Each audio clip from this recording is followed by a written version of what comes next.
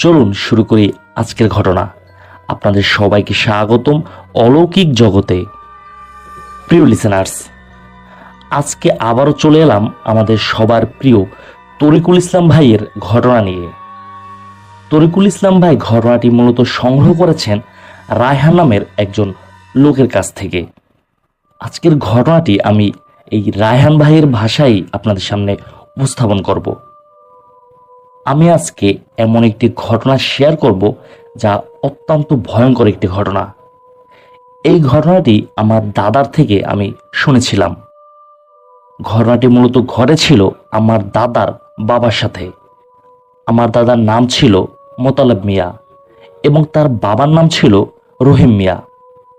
সময়টা 1952 সাল। রহিম মিয়ারা মোট 5 ভাই ছিলেন। ভাইদের মধ্যে মেজ ভাইয়ের নাম ছিল আব্দুল জলিল। রহিম মিয়ার ভাই জলিল সাহেব তখন বরিশালে তার শ্বশুর বাড়ির দিকে থাকত।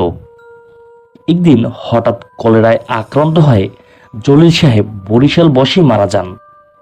কিন্তু তিনি মৃত্যুর আগে তার সন্তানদের বলে গিয়েছিলেন যে তার মৃত্যুর পর তাকে যেন তার নিজ গ্রামে নিয়ে যাওয়া হয় এবং তার নিজের বাপের ভিটায় তাকে যেন দাফন করা হয়। তখন সময়টা 1952 সালের দিকে। তখনকার সময় কিন্তু যোগাযোগ ব্যবস্থা খুবই খারাপ ছিল। জলিলের শেষ ইচ্ছা অনুযায়ী তার লাশ বরিশাল থেকে পিরোজপুরে আনতে হবে। কিন্তু কিভাবে এই লাশ তারা নিয়ে আসবে? একদিকে তারা পারিবারিকভাবে ততটা সচ্ছল ছিল না। তখন তারা সিদ্ধান্ত নেয় যে নৌকাতে করে জলিলের লাশ তার গ্রামের বাড়িতে নিয়ে আসবে। সিদ্ধান্ত অনুযায়ী তারা একটি নৌকা ভাড়া করে। দুপুর 2টার দিকে তারা জলিলের লাশ নিয়ে পিরোজপুরের উদ্দেশ্যে রওনা করে দেন। তাদের ইচ্ছা ছিল তারা সারা বিকেল ও সারা রাত নৌকা চালালে সকাল হওয়ার আগেই বাড়িতে নিয়ে তাদের লাশ দাফন করতে পারবেন। তারা কি করে সারাটা বিকেল তারা নৌকা চালাতে থাকে। লাশের সাথে ছিল জলিলের স্ত্রী ও তার ছেলে এবং জলিলের ভাই রহিম মিয়াও ছিলেন সাথে। তারা কি করেন, সন্ধ্যার সময় একটি বাজারের পাশে গিয়ে তাদের নৌকাটি থামান এবং নিজেদের জন্য ও নৌকার মাঝিদের জন্য কিছু খাবার কিনে নেন। জলিলের স্ত্রী ও সন্তান তার লাশের পাশেই বসেছিল। নৌকার মাঝি ও রহিম মিলে দুজনে মিলে নৌকা বেয়ে চলছিলেন। রাত তখন আনুমানিক 12টার মতো। তখন তারা নদী পার হয়ে একটি খালের ভেতরে ঢোকেন। তারা যখন নদী পেরিয়ে খালের ভেতরে ঢোকে তখন রহিম নৌকার সামনে থেকে লক্ষ্য করেন অনেক দূর থেকে 4টি আলো আস্তে আস্তে তাদের দিকে আসছে। তখন রহিম ভাবে কি হয়তো জেলেরা বড়শি পেতেছে, তাই তারা বাতি নিয়ে বড়শি উঠাতে এসেছে। কিন্তু তারা নৌকা বেয়ে যতই সামনে এগোচ্ছিল আলো 4টি তাদের সমান দ্রুতে চলছিল। এমনই সময় হঠাৎ নৌকার মাঝি রহিমকে ডাক দেয় এবং বলে, রহিম ভাই, সামনে গাছের দিকে একটু তাকিয়ে দেখেন। রহিম চাঁদের আলোয় তখন গাছের দিকে তাকান। তিনি দেখতে পান গাছের মাথায় একটি ডালে একটি বাচ্চা নিচে মাথা দিয়ে ও উপরের দিকে পা দিয়ে ঝুলে আছে। তখন তারা অতি দ্রুত নৌকা চালাতে শুরু করে। রহিম কি করে, তিনি নৌকার মাঝিকে অভয় দিয়ে বলেন, কোনো সমস্যা নেই, নৌকা চালিয়ে যাও। এবং রহিম মিয়া খেয়াল করেন সেই 4টি আলো তখন আর নড়ছিল না। তারা একটা জায়গায় স্থিরভাবে দাঁড়িয়েছিল। যখন নৌকো নিয়ে তারা সেই আলোর কাছে যায় তখন তারা দেখতে পায় একটি নৌকাতে 4 জন লোক বসে আছে। কিন্তু তাদের কাছাকাছি যখন তারা যায় তখন তারা দেখতে পায় আসলে সেখানে কোনো আলো ছিল না। রহিম মিয়া তাদেরকে বলে, তোমরা কারা? এত রাতে এখানে কি করছো? তখন ওদের মধ্যে থেকে একজন উত্তর দেয়, আমরা এখানেই বসবাস করি এবং রাতের বেলায় আমরা মাছ ধরি। আপনারা কোথায় যাচ্ছেন? তখন রহিম মিয়া তাদের বলে, আমরা পিরোজপুর যাচ্ছি। ওই 4 জন তখন ওই 4 জনের মধ্যে একজন বলে ওঠে, আপনারা তো ভুল পথে ঢুকেছেন, এদিক দিয়ে তো পিরোজপুর যাওয়া যাবে না। এখান থেকে 40 মিনিট পেছনে নৌকা চালিয়ে যান। হাতের ডানে একটি খাল দেখতে পাবেন, সেই খাল দিয়ে আপনারা যেতে পারবেন। তখন রহিম মিয়া নৌকার মাঝিকে ঝাড়ি দিয়ে বলে, ধুর মিয়া, এটা কি করলেন? কিন্তু তখন যদি তারা বুঝতে পারতো তারা একটি মায়াজালের খপ্পরে পড়তে যাচ্ছে, তাহলে হয়তো তারা পেছনে ফিরে যেত না।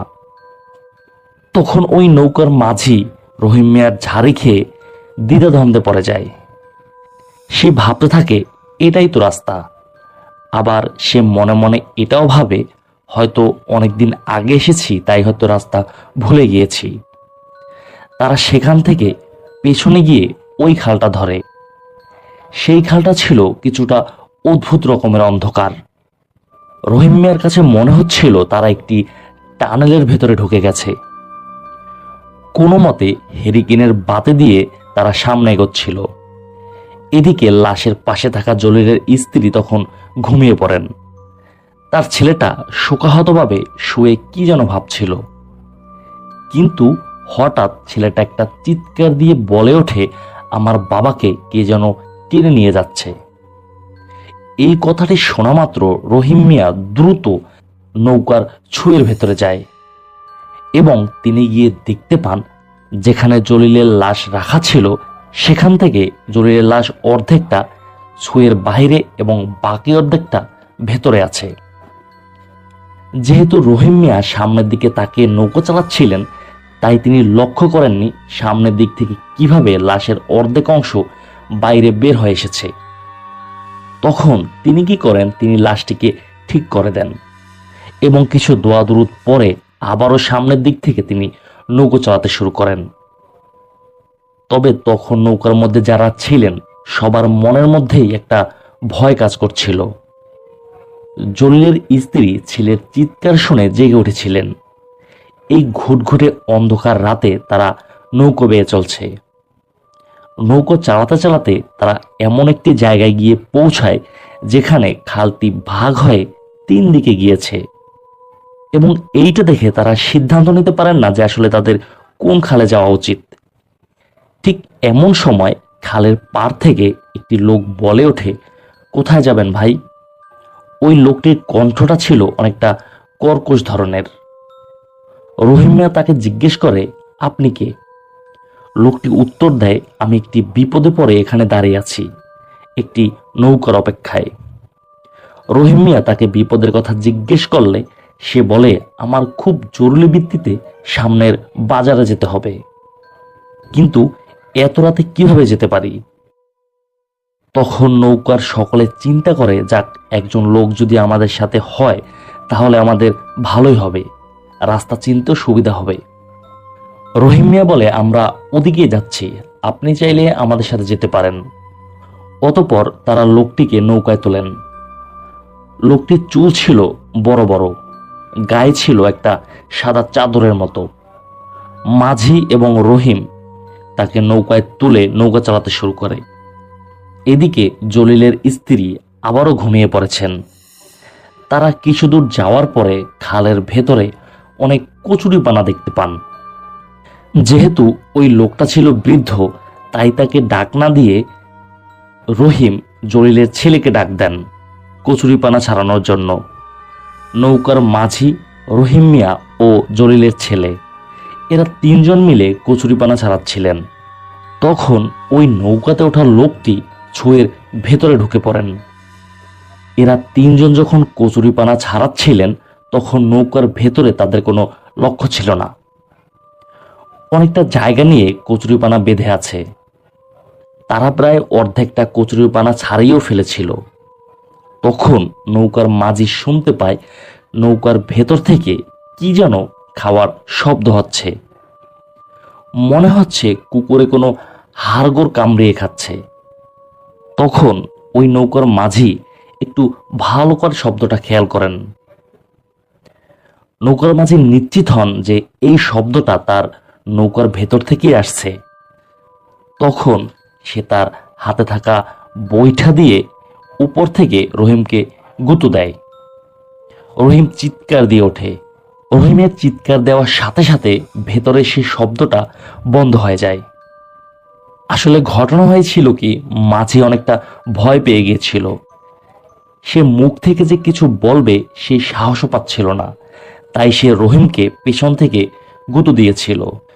যখন ভেতর থেকে সেই শব্দটা বন্ধ হয়ে যায় তখন মাঝি আর কিছু বলে না, কিন্তু একটু পর আবারও নৌকোর ভেতর থেকে সেই শব্দটা আসছিল। এইবার এই শব্দটা রহিম ও জলিলের ছেলে দুজনেই টের পেল। তখন রহিম বুঝতে পারল যে তাদের সাথে কিছু একটা হচ্ছে এবং লাশের সাথেও কিছু একটা হচ্ছে।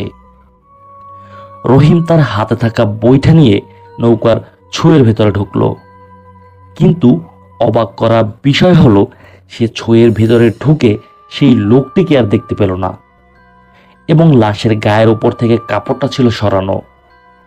সে লাশের দিকে তাকিয়ে দেখল লাশের ঘাড় থেকে অনেকগুলো মাংস নেই এবং লাশের মাথাটা সম্পূর্ণ ঘুরিয়ে দেয়া হয়েছে। আরো একটা অদ্ভুত বিষয় রহিম মিয়া দেখল, এই লাশের পায়ের থেকে 5টি আঙ্গুল একেবারেই ছিঁড়ে ফেলা হয়েছে। মনে হচ্ছে এই সব জায়গা থেকে কি যেন এগুলো কামড়ে কামড়ে খেয়েছে। যদিও রহিম মিয়া অনেক সাহসী লোক ছিলেন, কিন্তু এই দৃশ্য দেখে তার ভেতরেও ভয় কাজ করতে শুরু করে, এক অসম্ভব রকমের ভয়। তখন সে এমন এক মহাবিপদে পড়ে গিয়েছিল, এই ভয়ঙ্কর দৃশ্যটি না পারছিল ভাইয়ের ছেলেকে দেখাতে, আর না পারছিল নৌকার মাঝিকে দেখাতে, কারণ সবাই যদি ভয় পেয়ে যায় তাহলে তাদের হয়তো এখান থেকে আর ফিরে যাওয়াই হবে না। এরই মধ্যে কচুরিপানা ছাড়ানো হয়ে গেলে জলিলের ছেলে রহিমকে ডাক দিয়ে বলে, চাচা আপনি বাইরে আসেন, আমি ভেতরে যাই।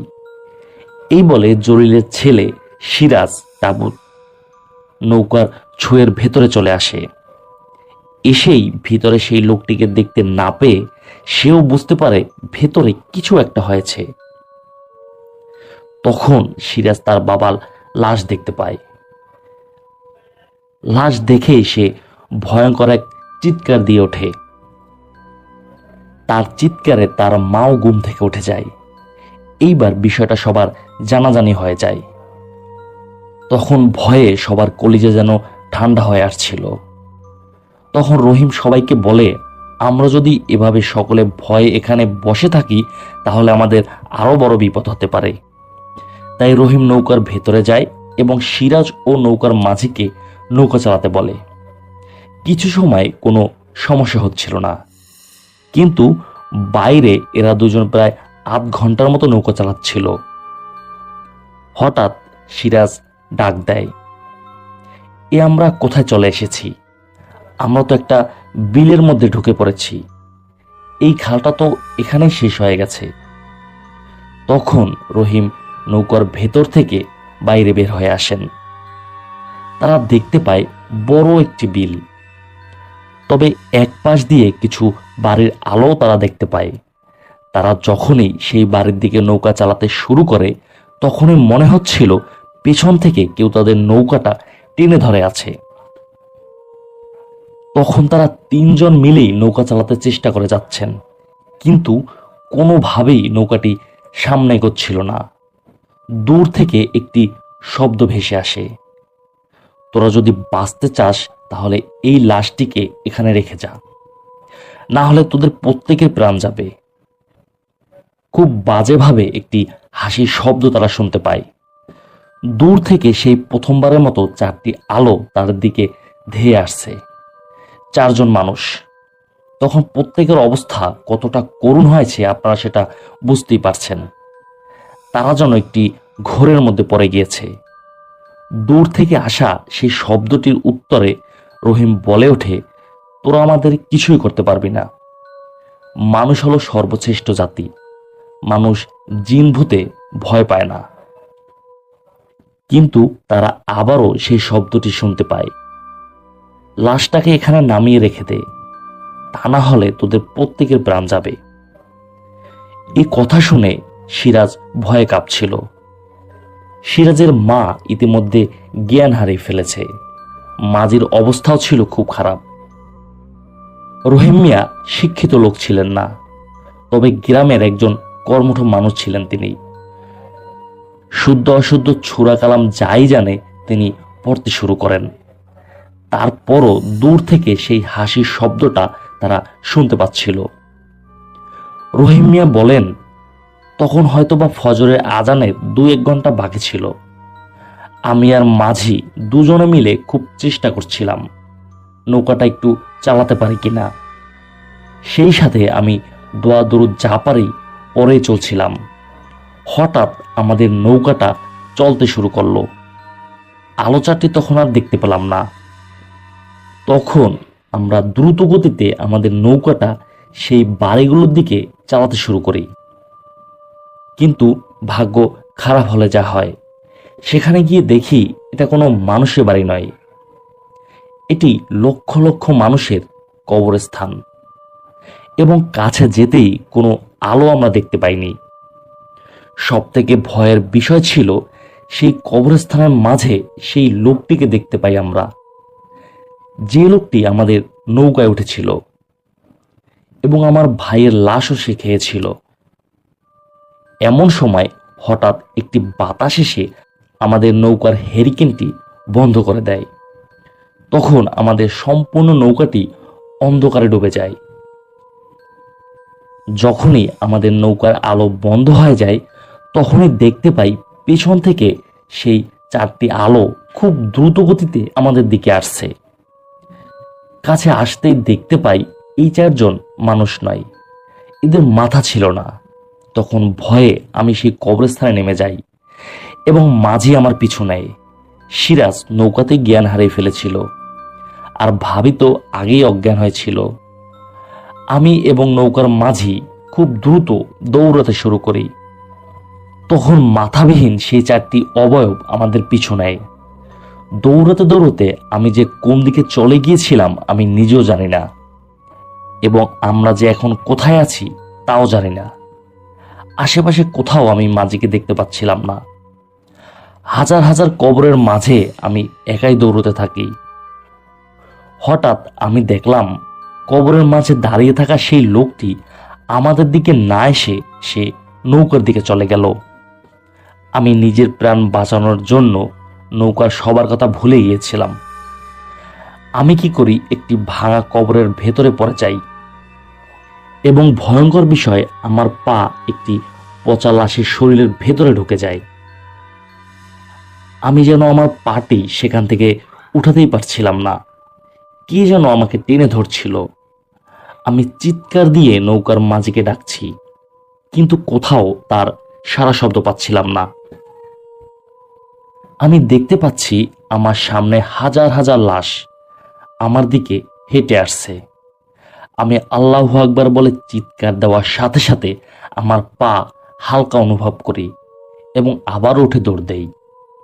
যখনই দৌড় দিতে শুরু করি, তখন পিছন থেকে মনে হচ্ছিল কয়েকশো কুকুরের মতো জানোয়ার আমার পেছনে ধাওয়া করে।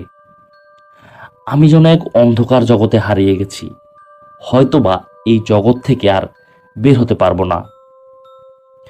নৌকায় আমার ভাইয়ের লাশ, ভাইয়ের ছেলে ও স্ত্রী সেখানেই পড়ে আছে। তাদের নিয়ে তখন চিন্তা করার মতো সময় আমি পাচ্ছিলাম না। নিজেই তো এক অন্ধকারে হারিয়ে যাচ্ছি। আমি দৌড়তে দৌড়তে হঠাৎ গিয়ে বিলের কাছে পৌঁছাই, অথচ আমি কিন্তু উল্টো দিকে দৌড়চ্ছিলাম। কিভাবে যে কি হচ্ছে আমি কিছুই বুঝে উঠতে পারছিলাম না। আমি তখন দাঁড়িয়ে আজান দিতে শুরু করি। চোখ বুজে কয়েকবার আজান দিয়েছি। তখন মনে হচ্ছে সম্পূর্ণ এলাকাটা শুনশান হয়ে গেছে। আমি চোখ মেলে দেখি সামনে কোনো কবরস্থান নেই, নেই কোনো কুকুর এবং ভয়ানক জানোয়ার। আমার শরীরটা ঘেমে ভিজে গিয়েছিল। এরপর আমি অনুমান করে এক পাশ দিয়ে দৌড়াতে থাকি। কিছুক্ষণ পরেই একজন মানুষের গায়ের সাথে ধাক্কা লেগে আমি পড়ে যাই। আমি উঠে দাঁড়িয়ে দেখি সেই মানুষটি আর কেউ নয়, আমাদের নৌকার মাঝি পড়ে আছে। তার চোখে মুখে পানি দিয়ে তাকে ডেকে তুলি। এরপর আমরা নৌকাটা আবার খুঁজতে থাকি। কিছুক্ষণ পরেই আমরা বিলের পাশে আমাদের নৌকাটি খুঁজে পাই। নৌকাতে উঠে সিরাজ এবং ভাবিকে আমি ঠিকঠাক মতন পাই, কিন্তু আমার ভাইয়ের লাশটি এমনভাবে দেখতে পাই যা আমি আর কোনোদিন দেখতে চাইব না। আমার ভাইয়ের মাথাটি তখন অক্ষত ছিল এবং তার সম্পূর্ণ শরীর থেকে মাংসগুলো যেন ছিঁড়ে উঠিয়ে নেওয়া হয়েছে। কোনো জানোয়ার হয়তো বা কামড়ে কামড়ে তা খেয়ে ফেলেছে। শরীরের 3/2 মাংসই খেয়ে ফেলেছিল। আমি সিরাজ ও ভাবিকে ডাকিনি, তারা ওভাবেই পড়ে থাকে নৌকাতে। আমি এবং মাঝি আর নৌকা চালাইনি। একের পর এক আমরা আজান দিয়ে চলছিলাম। লাশের যতটুকু অংশ ছিল তা একটি কাপড় দিয়ে পেঁচিয়ে রাখি এবং সকাল হওয়ার অপেক্ষা করতে থাকি। আমার স্পষ্ট মনে আছে আমি তখন 100 বারের বেশি আজান দিয়েছিলাম। তখন আমাদের কোনো সমস্যা হচ্ছিল না। সূর্যের আলো চারদিকে ছড়িয়ে পড়ার পরে আমরা বিলের ভেতর থেকে খালের মধ্যে আসি। কিছু দূর নৌকা চালানোর পরে একজন লোকের সাথে আমাদের দেখা হয়। সে আমাদের জানায় এটা অন্য একটা এলাকা। আমরা দ্রুত বেগে নৌকা চালিয়ে দুপুরের সময় বাড়িতে পৌঁছাই এবং খুবই অল্প কিছু সংখ্যক লোক নিয়ে আমার ভাইয়ের জানাজা শেষ করে তাকে দাফন করে দেই। যখন আমি এবং নৌকার মাঝি নৌকা ছেড়ে পালাচ্ছিলাম তখন আমার সাথে কি ঘটেছিল আপনারা শুনেছেন, কিন্তু নৌকার মাঝি চলে যাওয়ার আগে আমাকে কিছু কথা বলে গিয়েছিল। সে যখন দৌড়াতে ছিল তখন তাকে মাথাবিহীন সেই 4টি অবয়ব ধাওয়া করছিল। নৌকার মাঝি দৌড়তে দৌড়তে নাকি একটি ঘরের কাছে পৌঁছায়। সে কি করে, ভয়ে সেই দরজায় গিয়ে কড়া নাড়তে শুরু করে। তখন ওই ঘর থেকে একজন বৃদ্ধা মহিলা বের হয়ে আসেন এবং তাকে খুব যত্ন করে ঘরে নিয়ে যান। তখন ওই মাঝি ওই বৃদ্ধা মহিলাকে তার সাথে ঘটে যাওয়া ঘটনাগুলি বলতে যাবে, তখন সে ঘরের ভিতরে দেখতে পান অনেকগুলো মৃত মানুষের দেহ ঝুলে আছে।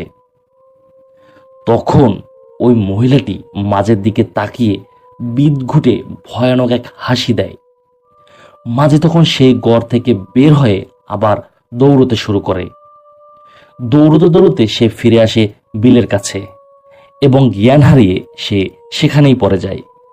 এরপর তার আর কিছু মনে নেই। আমি গিয়ে চোখে মুখে পানি দিয়ে তার জ্ঞান ফিরেছিলাম। এই ঘটনাটি এখানে শেষ হলে বোধহয় ভালো হতো, কিন্তু এখানে নতুন একটি সমস্যার উৎপত্তি হয়। আমরা যে 4 জন নৌকাতে ছিলাম সকলেই অসুস্থ হয়ে পড়ি। প্রথমে আমার শরীরে খুব জ্বর হয়।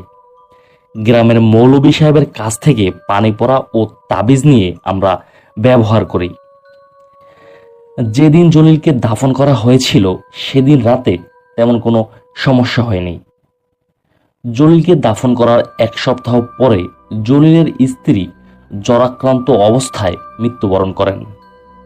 জলিলকে দাফন করা হয়েছিল বাড়ির পেছনের বাগানটায়। সেই বাগানের সাথেই আমাদের রান্নাঘর ছিল।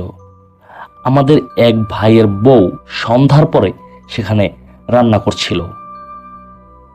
তখন সে শুনতে পায় কি যেন বাগানে নাকি সুরে কান্না করছে। ভাবি আমার ভাইকে ডাকেন। ভাই একটি হারিকেন নিয়ে বাগানের ভেতরে যান। সে বাগানে গিয়ে দেখতে পায় ভাইয়ের কবরের পাশে একজন মহিলা বসে কান্না করছিল। ভাই তাকে বলে, আপনি কে, এখানে কি করছেন? বলা মাত্রই ওই মহিলাটি ভাইয়ের দিকে তাকান। সাথে সাথে ভাই এক চিৎকার দিয়ে বাড়ির ভেতরে চলে আসেন এবং সবাইকে জানান ছিন্ন ভিন্ন চেহারা দেখতে একটা মহিলা ভাইয়ের কবরের পাশে বসে কান্না করছে। তখন সকলে মিলে হেরিকেন নিয়ে সেখানে যাই, কিন্তু গিয়ে কিছুই দেখা যায় না। এরপর মধ্যরাতে প্রায় বাগান থেকে কারো কান্নার আওয়াজ শোনা যেত। এই খবরগুলি আমাদের গ্রামে একসময় ছড়িয়ে পড়ে। তখন গ্রামের মানুষ অতি প্রয়োজন ছাড়া আমাদের বাড়িতে আসা একদম বন্ধ করে দেয়। প্রায় রাতের বেলা আমাদের ঘরের উপরে ঢিল পড়ত। একদিনের ঘটনা, আমার এক ভাই রাতের বেলা বাথরুমে গিয়েছিলেন। তখন গ্রামের বাথরুম ছিল কাঁচা বাথরুম। ভাই বাথরুমে যাওয়ার পর কি যেন তাকে একটা ধাক্কা দিয়ে ওই বাথরুমের মধ্যে ফেলে দেয়। বাথরুমটা বেশি গভীর ছিল না, তাই সে উপরে উঠতে পেরেছিল। এমনকি অধিকাংশ রাতেই আমরা ঘরের বাইরে শুনতে পেতাম অদ্ভুত কিছু শব্দ। কখনো কখনো মনে হতো ঘোড়া দৌড়াচ্ছে, আবার গরু দৌড়াচ্ছে। সেই থেকে আমাদের বাড়িটা একটা ভৌতিক বাড়ি হিসেবে গ্রামে পরিচিতি লাভ করে। আমার বাবাও অনেক কিছু দেখেছিল আমাদের বাড়িতে। তারপর কয়েকজন হুজুর ও মৌলভী সাহেবদের বাড়িতে নিয়ে এসে খতম পড়িয়ে বাড়িটি বন্ধ করে দিয়েছিল বাবা। প্রিয় লিসেনার্স, এই ছিল আমাদের আজকের ফ্রাইডে নাইট এপিসোডের প্রথম ঘটনা। আমরা চলে যাব আমাদের আজকের এপিসোডের দ্বিতীয় ঘটনায়। আশা করছি আমাদের এই দ্বিতীয় ঘটনাটিও আপনাদের খুবই ভালো লাগবে। চলুন শুরু করি আমাদের এপিসোডের দ্বিতীয় ঘটনা। প্রিয় লিসেনার্স, এখন যে ঘটনাটি আমি আপনাদের সাথে শেয়ার করব, এই ঘটনাটি আমাকে পাঠিয়েছেন জিহাদ নামের একজন ভাই। তিনি ঘটনাটি পাঠিয়েছেন রংপুর থেকে। তিনি যেভাবে লিখেছেন আমি ঠিক সেভাবেই আপনাদের পড়ে শোনাচ্ছি। এই ঘটনাটি ঘটেছিল আমার ফ্যামিলির সাথে। তখন আমার জন্ম হয়নি। আমি আমার ফ্যামিলির দ্বিতীয় সন্তান। আমার জন্মের প্রায় 4 বছর আগে এই ঘটনাটি ঘটেছিল। যখন এই ঘটনাটি ঘটে তখন আমার মা সন্তান সম্ভবা ছিল। আমি এবং আমার বোন, এর মাঝে আমাদের আরো একজন ভাই ছিল, যে এখন আমাদের মাঝে নেই। আমার সেই ভাইয়ের কি হয়েছিল সম্পূর্ণ ঘটনাটি শুনলে আপনারা বুঝতে পারবেন। সময়টা 1975। আমার বোনের বয়স তখন 13 বছর। আমার বোনের 13 বছর বয়স হয়ে যাওয়ার মধ্যে আমার মা বাবার আর কোনো সন্তান হচ্ছিল না। তারা অনেক জায়গায় ডাক্তার দেখিয়েছিল, কিন্তু কোনো ফল পায়নি। দ্বিতীয় কোনো সন্তান না হওয়ায় এক পর্যায়ে আমার বাবা মায়ের ভেতরে সবসময় কোলাহল লেগে থাকত। অবস্থা এমন হয়ে গিয়েছিল যে একজন আরেকজনকে সহ্যই করতে পারত না। একদিন এমনই ঝগড়াঝাটির মধ্যে আমার মা আমার বাবার উপরে রাগ করে আমার নানু বাড়িতে চলে যায়। অনেকদিন আমার মা আমার নানু বাড়িতে থাকে। এমন একদিন আমার মা নানু বাড়িতে থাকার সময় আমাদের নানু বাড়িতে একজন ভিক্ষুক আসেন। ওই ভিক্ষুক এসে সাধারণ ভিক্ষুকের মতো ভিক্ষা চায় না, বরং সে নানুকে বলে, আমাকে খাবার দে, আমার ক্ষুধা লেগেছে। তখন আমার নানু খুব অবাক হয়, এই ভিক্ষুক তাকে তুই করে বলছে এই জন্য। আমার নানু তখন তাকে বলে, ঘরে কোনো খাবার নেই, আর আপনার মতো বেয়াদব ভিক্ষুকে আমি খাবার দেব না। তখন ওই ভিক্ষুক বলে, আমাকে খাবার দে, তোর উপকারী হবে। তোর ঘরে না তোর মেয়ে আছে, তার সংসারে তো অশান্তি চলছে, তার তো দ্বিতীয় সন্তান হচ্ছে না। এই কথাটি শোনা মাত্র আমার নানু চমকে ওঠেন। এই ভিক্ষুক, যাকে তিনি চিনেন না, কিন্তু কিভাবে তার মেয়ের ব্যাপারে তিনি জানতে পারল। তখন আমার নানু ওই ভিক্ষুককে বলে, আপনি বসেন, আমি খাবার দিচ্ছি। আমার নানু তাকে খাবার দেয়। খাবার শেষ হলে ভিক্ষুক নানুকে বলে, তোর মেয়ের সন্তান হবে, তবে ওই সন্তান আমাকে দিয়ে দিতে হবে। তখন আমার নানু কি করে, এই দিয়ে দেওয়ার ব্যাপারটা একদম চিন্তা করে না। সে তার মেয়ের সংসার নিয়ে চিন্তা করে। সে বলে, কিভাবে সন্তান হবে? তখন ওই ভিক্ষুক তার ব্যাগের মধ্য থেকে একটি লেবু বের করে নানুর হাতে দেয় এবং তিনি বলে, এই লেবুটি কেটে তোর মেয়েকে শরবত বানিয়ে খাইয়ে দিবি, আর যখন সন্তান বড় হবে সময় মতো আমি এসে নিয়ে যাব। এরপর ওই ভিক্ষুক চলে যায়। আমার নানু মনে করে এ হয়তো কোনো পাগলই হবে। তারপরও তিনি চিন্তা করেন, যদি মেয়ের সন্তান হয় তাহলে হয়তো সংসারটা বাঁচবে। এই জন্য আমার নানু লেবুটি কেটে আমার মাকে খাইয়ে দেয়। এর কিছুদিন পরে আমার বাবা আমার নানু বাড়িতে গিয়ে আমার আম্মুকে নিয়ে আসেন। এরপর কয়েক মাস যেতে না যেতেই আমার ভাই আমার মায়ের গর্ভে আসেন। আমার ওই ভাইটি যখন মায়ের পেটে ছিল তখন আমার মা প্রায় স্বপ্ন দেখতেন। তিনি স্বপ্ন দেখতেন একজন লোক যার মাথায় জট, বড় বড় দাড়ি আছে, সেই লোক আম্মুকে বলছে, সাবধানের সাথে চলাফেরা করো, আমার সন্তানের ক্ষতি হবে। আম্মু কখনো কখনো এই স্বপ্ন দেখে চিৎকার করে ঘুম থেকে জেগে উঠতেন। ঠিক যথাসময়ে আমার সেই ভাইটি দুনিয়ায় আসে। যখন তার বয়স 6 মাস পার হয়, তারপরে এক রাতের ঘটনা।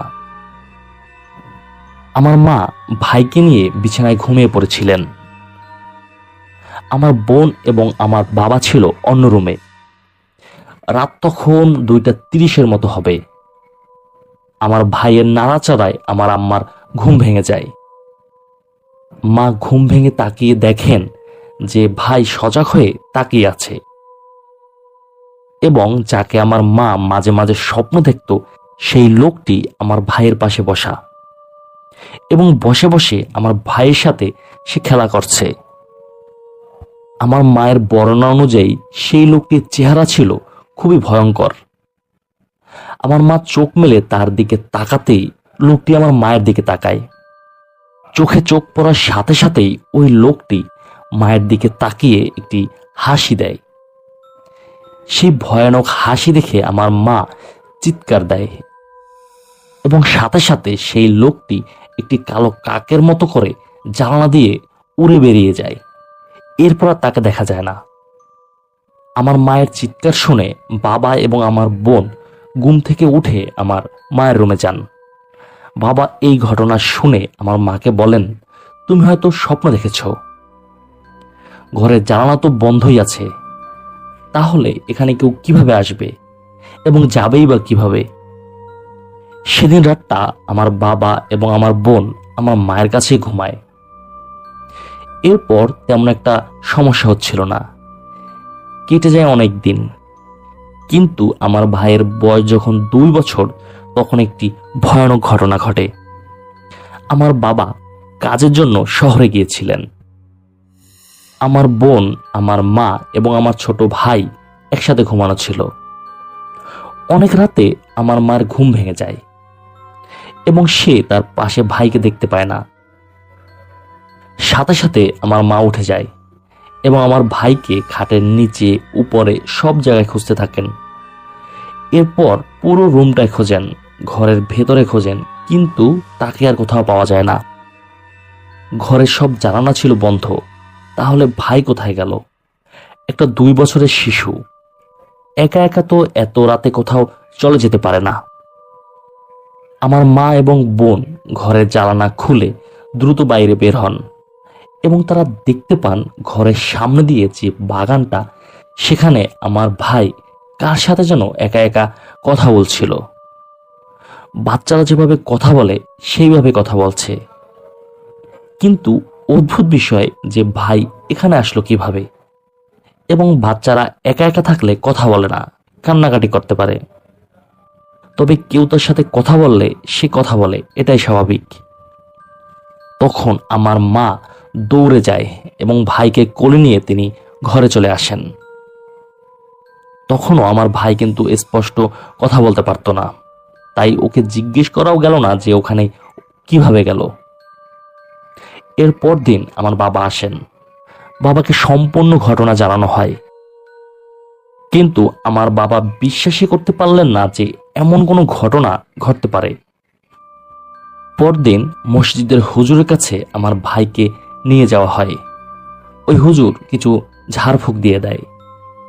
এই ঘটনার কিছুদিন পরে ঘটে আরেক ঘটনা। সেদিন রাতে আমার মা ঘুমাচ্ছিল। সেদিনও আমার বাবা বাড়িতে ছিল না। মাঝরাতে আমার মায়ের ঘুম ভেঙে যায় এবং তিনি খুবই অদ্ভুত একটি জিনিস দেখতে পান। আমার মা দেখতে পান সেই লম্বা লম্বা দাড়ি মোছওয়ালা লোকটি আমার ভাইকে কোলে নিয়ে বসে আছে। এই লোককে আমার মা আগেও একবার দেখেছিল এবং স্বপ্নে তিনি বেশ কয়েকবার দেখেছেন। ওই লোকটির কোলে আমার ভাইকে দেখে আমার মা চিৎকার দিতে চায়, কিন্তু তার মুখ দিয়ে কোনো আওয়াজ বের হচ্ছিল না, এমনকি তার মুখ দিয়ে কোনো শব্দই বের হচ্ছিল না। ওই লোকটি আমার মায়ের দিকে তাকিয়ে হাসতে হাসতে বলে, আমি আমার প্রতিশ্রুতি রেখেছি, এবার আমার ছেলেকে আমি নিয়ে যাচ্ছি। তোর কোল খালি করতে আমার কষ্ট হচ্ছে, তবে এরপর তোর আবারও একটি ছেলে হবে, তাকে দিয়ে এই ছেলের আশা তুই পূরণ করিস। এই কথা বলে ওই লোকটি আমার ভাইকে কোলে নিয়ে দরজা খুলে বাইরে বেরিয়ে চলে যায়। আমার মা এতক্ষণ কোনো কথা বলতে পারছিল না, এমনকি এক ফোঁটা নড়াচড়াও করতে পারছিল না। ওই লোকটি যখন ভাইকে নিয়ে বের হয়ে গেল, তখন আমার মা সাথে সাথে চিৎকার দিতে থাকেন। আমার মায়ের চিৎকার শুনে পাশের বাড়ির লোকেরা সবাই ছুটে আসে। এর পরদিন বাবা বাড়িতে আসলে তাকে ঘটনা জানানো হয়। এরপর বাবা মা অনেক কবিরাজের কাছে গিয়েছিলেন, কিন্তু আর কোনোদিন আমার সেই ছোট ভাইয়ের সন্ধান পাওয়া যায়নি। আমার ভাই হারিয়ে যাওয়ার শোকে আমার মা প্রায় পাগল হয়ে যায়। এরপর আমি দুনিয়ায় আসি। আমাকে পেয়ে আমার মা কিছুটা কষ্ট ভুলে গিয়েছিলেন। এই ছিল আমার পরিবারের সাথে ঘটে যাওয়া একটি সত্য ঘটনা। প্রিয় লিসেনার্স, এই ছিল আমাদের আজকের এপিসোড। মহান আল্লাহ তাআলার এই দুনিয়ায় কত যে রহস্য লুকিয়ে আছে তার ধারণা আমরা করতে পারি না। মহান আল্লাহ তাআলার কাছে ফরিয়াদ থাকবে এই ধরনের সকল সমস্যা থেকে তিনি যেন আমাদের হেফাজত করেন। প্রিয় লিসেনার্স, আজকের এই ঘটনাটি যদি আপনাদের সামান্যতম ভালো লাগে, অবশ্যই আমাকে কমেন্ট করে জানাবেন। আর আপনারা যারা আপনাদের জীবনে ঘটে যাওয়া কোনো ঘটনা অথবা আপনার জানা কোনো সত্য ঘটনা আমাকে পাঠাতে চান, তারা ঘটনা লিখে অথবা রেকর্ডিং করে পাঠিয়ে দিন আমাদের হোয়াটসঅ্যাপ নাম্বারে। এই ভিডিওর নিচে ডিসক্রিপশন বক্সে আমাদের হোয়াটসঅ্যাপ নাম্বার দেয়া আছে। আর আপনাদের কাছে অনুরোধ থাকবে আমাদের এই ছোট্ট চ্যানেলটি সাবস্ক্রাইব করার জন্য। ইনশাল্লাহ পরবর্তী ঘটনা শোনার আমন্ত্রণ জানিয়ে আজকের মতো এখানে বিদায় নিচ্ছি। আসসালামু আলাইকুম।